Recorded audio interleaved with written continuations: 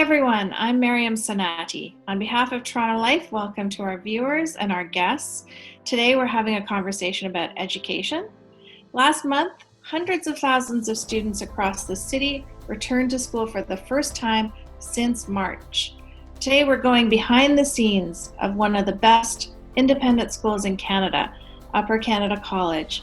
For nearly 200 years, UCC has educated generations of leaders and innovators.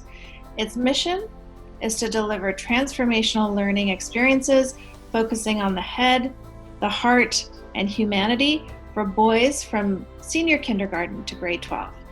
Upper Canada College is also committed to ensuring 20% of students receive financial assistance, with $5 million available annually to Canadian students. This conversation, I think, will be of particular interest to prospective parents and students who are thinking about applying to the school for the following calendar year. I'm delighted to welcome three members of the UCC community who will be able to share their perspectives on the school and what makes it special. Please join me in welcoming Henry Kellum of the class of 2021, who is currently head steward in his final year. Hi, Henry. Hello, everyone. Tanya Sweeney, who is the head of the preparatory school, which is junior kindergarten through to grade 7. Thank you. Happy to be here. And Nahid Bardai, head of the upper school, which is grade 8 and up. Hi. Let's start with Henry. Henry, you've been at UCC for a while. This is your final year. Tell us a little bit about your experience of the school, when you started, and what you're involved here, what you're involved in here at the college. Yeah, so I came to UCC in year 7, and right away I gravitated towards playing 3 athletic teams, 3 sports during the year, and in the fall that was volleyball, in the winter that was basketball, and then in the spring it was baseball. And one of the highlights of my first year at UCC was probably the National Basketball Championships, which were held in Vancouver, and that involved, as a team in year 7, going and billeting with families in Vancouver, so that was a great experience. I was also part of the debating team or debating club in year 7, so that was a great experience too. And I think along the way I've continued those athletic endeavors and debating and a few other things, but I think the point is a wide variety of extracurricular activities. This year is quite a bit different than years past. Can you tell me a little bit about what it's like to come back to the school in the middle of the pandemic, and how the school is prepared and what the student experience is like right now? Since September, since we started on the first day, we've been one day on the campus and then one day at home learning, normal class times and lengths, and just the extracurriculars have started up again. We're doing athletic programs after school for about an hour to an hour and a half outside, and just stuff going on at lunch. Masks are always being worn in the school, which is a little bit different. It obviously never happened before for me at school, so that's a bit different, but just getting used to it all. I think it's been a good first month to start the year, just getting used to everything. We're going to have a lot of people watching who are sort of interested in the school and may not know much about the college, and students who are just entering also have spent the last couple of weeks there. What advice would you give to those students who are new to the school about the school and making the most of their experience at UCC? Yeah, I think besides the academic side of the school, which is, I would say, quite rigorous, and it's time consuming and it's rewarding as well. But I think besides that, it's the extracurricular activities, taking part in that as much as possible, and whether that's over 60 clubs that we offer, doing a couple of those, 1 or 2 of those during community time, like it's like a recess we do during that time. And so doing that, and athletics or music or drama, some form of stuff like that is, I think, the best way to, now that we've returned back to campus, is to take part in activities with fellow students at the school. I mean, you mentioned early on your variety of interests, mainly sports And you're being a little modest too. I understand that you play AAA and you're a 3-time Ontario champion and 5-time Toronto champion. But also you're as head steward, you're sort of in a leadership position, and you're a year 9 mentor, I understand. So a wide variety of interests and accomplishments. How has the school supported you in your personal interests? Yeah, I think the biggest thing would be the advising program that happens at the school. And basically, from when you enter the school in the upper school, you get an advisor from year 8 when you enter the upper school all the way to year 12. And in the last 2 years, I've had 2 different advisors, one for each year, one new for this year. But I think the biggest thing that the advisor does is just help with both the on-campus activities like the extracurriculars or the academic side and all the stuff that goes on at school, but also the stuff outside of school, and just balancing the two, finding good time management, good learning new skills from them, just to help make life easier in general when combining a bunch of different activities together. One thing I mentioned earlier was this commitment that the school has to the head, the heart, and humanity. In the words of the school itself, that's how the school positions itself. How is your experience as a student reflected in those 3 qualities or 3 elements? Yeah, I think for me, one program that I've been fortunate to take to be part of since year 10 was called the Lang Scholar Program, and I think that truly sort of encompasses all 3 of those: head, heart, and humanity. And I think as a group of students and as a student body, I think our goal is to be as high possible, in those 3 areas. Obviously, head, we talk about academically and sort of those just communication skills, all the stuff that we learn from the IB program. A lot of that has to do with that aspect. And then heart, caring for others and just being as best of a person as you possibly can with the community. And obviously this year it's challenging because we have half the students on the campus at once. So I think that's definitely been a challenge. A lot of the stuff that we used to do that was everyone was together and taking part in things, we've had to move to either online or splitting it into 2 different days so that everyone gets sort of the equal experience of that activity. But definitely a change there it's been difficult, but I think we're doing a really good job. And then humanity, I think just once again, being as best of a person as possible and taking part in activities that help others, treating others the way you wish to be treated. I think that's just a common thing that doesn't really need to be said. I think a lot of the boys at the school understand that, and they feel that that's truly what they should be like. And I think we do a good job overall of that, I feel. Thanks, Henry. One more question for you. You're graduating this year. It must be a little bittersweet. I wonder what your plans are for next year and how really has UCC prepared you for that next step in your life? Yeah, so for me, I do plan on going into post-secondary education, but I think the biggest things that UCC have taught me is not only skills that are good for school, but I think life skills as well.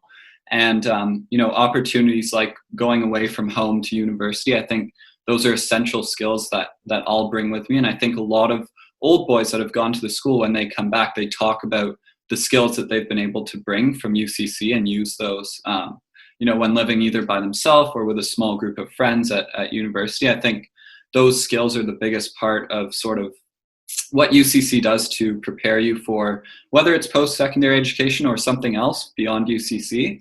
I think those are those skills are the ones that you bring with you past UCC. Thanks so much, Henry. I'm going to turn now to Tanya Sweeney.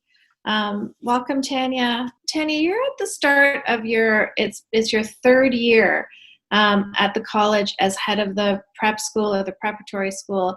Tell us a little bit about your background and how you ended up at UCC. Sure, thank you so much. Like most school leaders, my career began in the classroom, teaching a variety of grade levels, junior kindergarten through grade 8. And 15 years ago, I made the decision to move overseas and to serve international schools. So for exactly half of my time overseas, I was in Kuwait at Al Bayan Bilingual School. And then in my 6 years prior to coming to the college, I was the elementary principal and deputy head of the American International School in Hong Kong. And I really appreciated the challenges and adventures that my 12 years overseas offered. And I'm very much excited by the opportunities that I have now serving the college. Thanks. For those of you who out there who may not know what the prep is, Tanya, would you explain what the prep is and how it fits into the larger campus and the larger the college? Sure. So the college serves students from senior kindergarten through grade 12. And the prep school is a friendly and relatively small elementary school of about 400 students, senior kindergarten through year 7, with about 60 staff members. We offer both the primary years program, the IB primary years program, SK through to 5, and then the middle years program in years 6 and 7. Each year, roughly a third of our students are new to the college, as we have entry years in SK, 3, 5, 6, and 7. Mm-hmm. And how does the prep really enhance that Upper Canada College philosophy on educating boys, the academic side, the social side, the emotional side? What's your role and the prep's role in that? Oh, I could talk about that for about an hour. I would say what is the secret to our contribution to the college is really in our faculty group. In the time that I've been here, although relatively short, I have observed so many examples of really innovative, creative, engaging learning opportunities for our students, both pre-pandemic and then last spring, of course, when we were remote, and in our current circumstances. I think a particular aspect of our school that makes us really unique is our design program. And our design teachers present really fascinating, engaging problems for the students to solve. And they are encouraged to use a very iterative process. And they have the opportunity to use a variety of tools and technologies to create a solution that meets the needs of the user. And I think that when the students reflect and evaluate their solutions and make enhancements to their solutions or refine them, I think that's a really unique offering, a really unique experience for our boys. Mm-hmm. You mentioned the pandemic and the transition in March to virtual school, and then of course the months of planning that went into starting physical school again this fall. It probably was not easy to say the least to organize, especially with boys that are younger, between the ages of 5 and 13. Mm-hmm. How has the prep pivoted since March, and what are you doing now that you think is maybe a little different and more enhanced than it was when at the beginning of the pandemic? Sure. Our work has been highly iterative, to say the least, since March, and very much informed by the data that we collect. One data point for us last spring when we were remote, and now as we are in a hybrid model and preparing for the possibility of going remote again, one data point is the surveys that we ask our teachers, parents, and our students to complete. Last spring, we actually surveyed our students, even the ones in senior kindergarten, every Friday, and we asked them, how did you find your week of remote learning? What worked for you? What did you really find engaging? What did you struggle to do? And then we would tweak our program accordingly. One significant addition, I would say last spring when we were fully remote, was adding what we called Wellbeing Wednesdays. And those days provided non-academic programming, such as our Norval program, or challenges and projects that the students could complete, like we would say, build a Rube Goldberg machine or make lunch for your family. And the students would send us videos or still shots of that work. And then we would share those out at assembly and with our families. So Wellbeing Wednesday was something that we added to our program in response to what we were hearing from students, teachers, and parents about the challenges of remote learning. And it really allowed our students to engage in off-screen pursuits, and that was a really nice break for them midweek. I think another thing that I would add, another pivot would be in how we are delivering our curriculum. So, for example, in our middle years music program, that would typically be focused on using wind instruments, band instruments. But given the circumstances, we felt that that was really not a safe option for us. And so we switched over the summer to being entirely a percussion program. And so just beyond European percussion instruments, the students are also bucket drumming.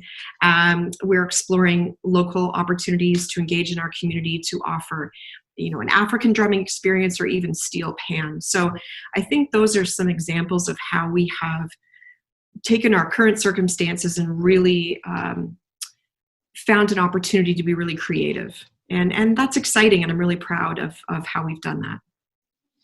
And you touched on here a really interesting point, which is the idea of well-being. You've just referenced a few examples of how well-being is being integrated into this year in particular. It's a word that many schools use, and I'm the parent of a 12-year-old boy, and I'm interested in what that means for boys. How would you describe the sort of philosophy about addressing well-being in boys and particularly young boys in school? There have been a number of things that our school has made a priority since before I arrived and pre-pandemic, and we've made sure to continue those in our current circumstances. So one of those would be that at the prep, we ensure that every student has 1 hour of quality physical activity each day. So that in SK through year 3 would be a physical education class. And years 4 through 7, some days it could be a physical education class, and other days it would be what we call games period. And that means that the boys are working with an athletic coach in a particular sport. So even in our current circumstances, we are still ensuring 1 hour of quality physical activity each day for boys. And I think lastly, I would highlight our arts curriculum and our co-curricular activities. Instead of singing in primary music classes, the children are playing their own ukulele or spending more time on ORF instruments. And if you were to walk through the prep right now, you would see clay sculptures from last year all on display. The students, I wish that you could see the students' reaction when they're engaged in those activities, and we believe that the arts are a really powerful vehicle for us to understand who we are and to understand where we are in space and time, as IB calls it, in a very personal and meaningful way. That's really interesting. I'm gonna come back to you in a second, but I'm gonna turn now to Nahid Bardai, who is also in his 3rd year at the college as head of the upper school. Welcome. Thank you for joining us. You have an interesting background as well. Tell us a little bit about that, where you were before coming to UCC. Great, thank you very much. And it's been a real pleasure to be at the college thus far. It's I'm entering my 6th year on the whole, but as you mentioned, 3rd year in the upper school. And prior to that, similar to Tanya, I had a chance to be overseas for a number of years. From Toronto originally, but wanted to venture out a little bit and spent the last 10 years before joining the college at a school called the Aga Khan Academy in Mombasa, Kenya, which was a full IB school as well, from PYP all the way up until the diploma, very similar to our school here. And being in that experience was just wonderful. For me, we had a very close personal connection. My parents are both born in East Africa, and so wanting to go back and see a little bit about what they experienced growing up and understanding a different part of the world for me was really important, and took a tremendous amount of learning from there. It was also a boarding school, which we are as well, and so learning a bit more about boarding, and was the principal of the high school there for a number of years before then coming to the college. And wanting to spend some time again back here with my old friends and my family here. It's been wonderful to be able to come back and be able to join a place like Upper Canada College for now the last 5 years. So you have deep familiarity with with the IB in your previous schools and here at UCC. Families hear a lot during the search process about the different academic programs at the college. Can you talk a little bit about the IB and why you believe it's really the gold standard of academic approaches? Yeah, absolutely. And I have to admit, I'm a bit biased here because, I've made a choice as an educator to really, only want to be an educator in an IB program. It's because how deeply I feel about it and what it does for the transformation of students. I think on a couple of levels. I think first and foremost, what it does is give students a really well-rounded, holistic preparation in the sense that, we can talk about people being educated. And sometimes we wonder that for those who pursue very narrow fields of study and in those sort of domains, what does it mean then to be sort of fully educated? And what does it mean to have a broad base of understanding in multiple disciplines and multiple areas as you then begin to specialize when you get older?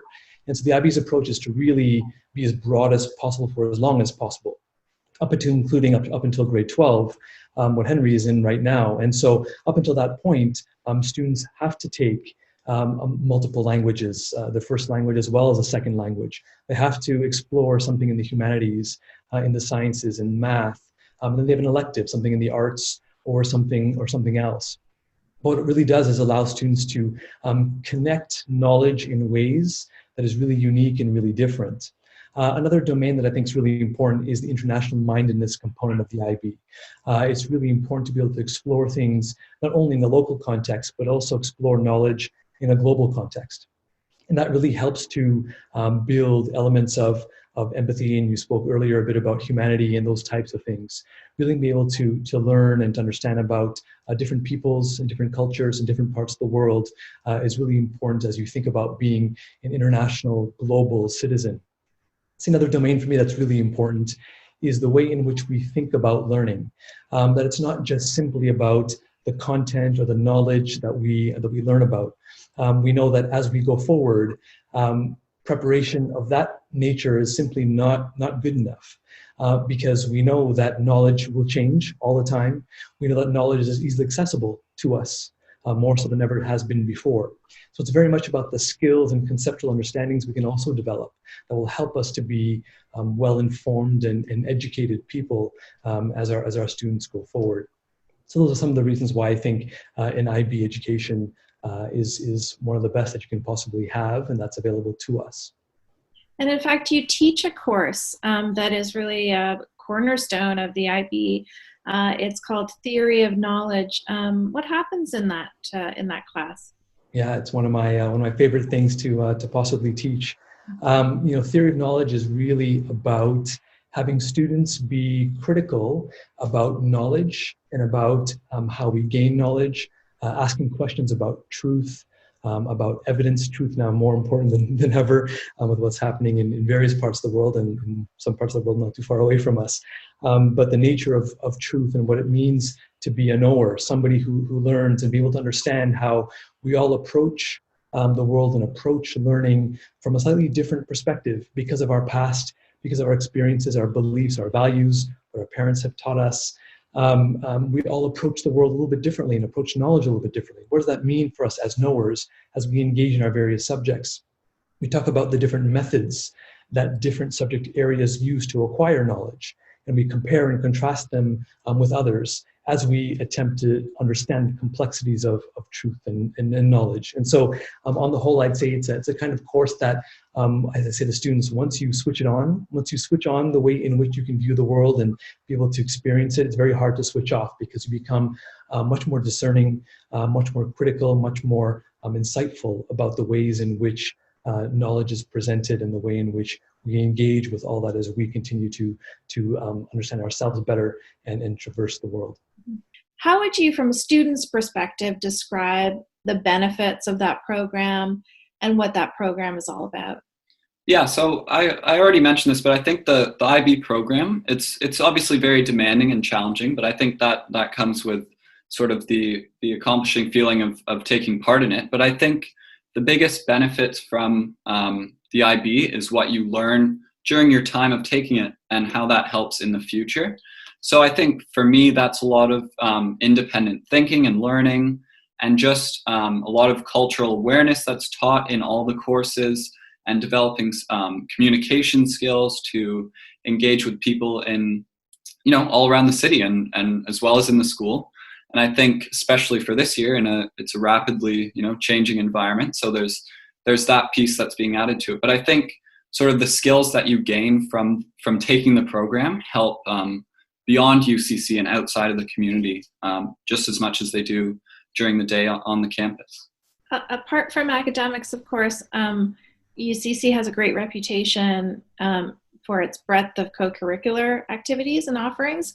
Can you share a bit of insight into that program and what stands out for you as one of the special things that co-curricular offerings give to the boys? Yeah, absolutely. And, it is part of what provides that well-rounded education that we're so proud of at Upper Canada College. Absolutely, the IB gives us a lens into the sort of more cognitive and the intellectual development of students. The co-curricular is really important from a relationship standpoint. It's the place where our students really forge really close relationships with not only faculty, but particularly with their fellow colleagues and students. It's those opportunities where oftentimes when you ask students who come back, who've graduated from a while ago and come back and they share their experiences, it's often in the co-curricular realm where they have the most fondest memories. And so from our athletic pursuits with the vast number of sports teams that we have, the outstanding coaching that we have, and the bonds that our boys experience together as they often engage in competition, in healthy, good competition with neighboring institutions and amongst each other, that really helps boys to move forward those relationships. What do you think for those of us who don't have children in the school? What do you think would surprise us most to know about UCC? Yeah, it's a good question. There's so many things, but I think one for me is the strength of the community. It's something that has really caught me from the moment that I arrived. It wasn't too long after I arrived, I had my first child. And the number of families who would give me advice, to giving us meals so that we were able to spend a bit more time with our new baby, and really just the kind of care that came with all of that, to the way in which our parents' organization is so active and so engaged with the school, to the way that our faculty really deeply care for each and every single individual boy. That feeling of community is so strong, not to mention our old boys, our alumni, who are so active and so engaged in the school. And it's something that's truly humbling, being someone who's a leader in the school, to be able to experience that. So that for me is one of the main things. And the other is just the opportunity for students to be able to explore themselves, to grow and to change in so many different ways throughout their years at the college, and for them to really become adults who are outstanding citizens of Toronto, of Ontario, of Canada, of the world, is something that is really wonderful to be able to see. I mentioned at the outset also UCC's commitment to equity and ensuring that 20% of the students there receive financial assistance. I think that's a really interesting point that most people aren't aware of. And those families who might be considering the school but might think it's unaffordable or financially out of reach may not even know that this exists. Can you talk a little bit about that program and how it brings a diversity of students into the school? Yeah, it's one of the most important things I think that we offer as a school. We recognize that accessibility is something that all independent schools struggle with to a certain degree, primarily on the basis of socioeconomics. And so by being able to offer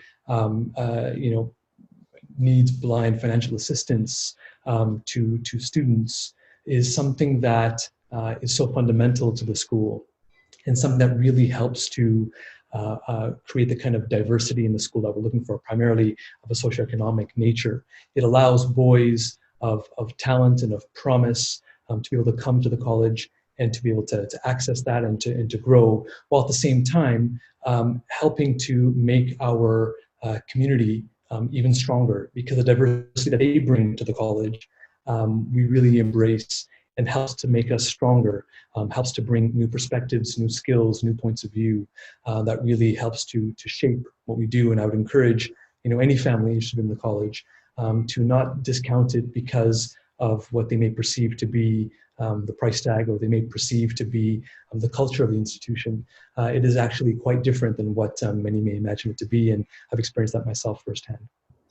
Thank you. This has been a really great conversation. I just want to end by maybe asking each of you, to putting you on the spot a little bit, but to think of three words that capture what UCC means to you, and what would maybe surprise people to know about UCC. Henry, I'm going to start with you. 3 words. I might go with, our Mr. Bard, I talked about this, but I think I'm going to go with never walk alone, because that's 3 words. I think as a student body, we use that term a lot, and it's sort of, it's a phrase that we have throughout the school, but I think it connects back to those 3, head, heart, humanity. I think it connects back to those, in the form of, as we're all one community and we're all together, no matter what we're doing, no matter where we are. Once you leave the school, you're still part of the community. Once you're an old boy, while you're at it, you should feel included in everything that you do. And I think never walk alone is something that everyone sort of carries with them when they're a student or faculty in the school. Great. Tanya, what about you? There's so many possibilities, but words that would surprise people about our school: friendly. I would also say the second one would be community, and the third would be innovative. Great. Thank you. And Nahid? I've had the most thinking time. I don't know if that's a good thing or a bad thing, but I would say excellence. I would say well-being, and I would say joy. Great. Thank you. It's been a pleasure speaking with all of you. Thank you so much for joining us. This has been an enlightening conversation about Upper Canada College. And I'm just going to say that we, ordinarily at this point in time, families would be able to come into the school to take a tour. And of course, due to the health and safety protocols, the schools aren't allowing that this year across the city. But we do have a video that we want to show that will tell you a little bit more about UCC and what makes it special. Thank you to all of you. And with that, I'm going to just throw it to the video. Thanks for joining us. Thank you.